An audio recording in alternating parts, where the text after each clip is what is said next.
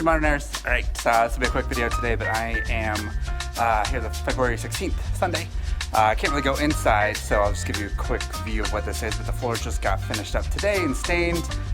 We're about 12 to 14 days away. We're getting close to getting this thing switched back out to a new owner.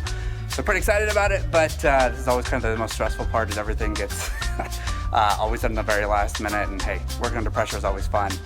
So I'm kind of whitewashed out there. It's actually bright and sunny, and it's gonna be really crazy, cold and snowy tomorrow, but this is Colorado. Again, I think I've said that a bunch of times on these videos, knowing that this is Colorado, this is what happens. So if you're moving from out of state, expect the unexpected.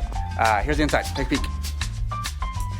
There you go, there's the floor. It's that nice dark color, which I love in these homes, because it's that, sorry, my hat's in the way. It's that kind of bright and modernish dark color. Very light, bright kitchen. But I'm stoked with it. So anyway, there's that, and I'll check back in with you all next time, either tomorrow or the day after that. Thanks a lot. Have a good weekend.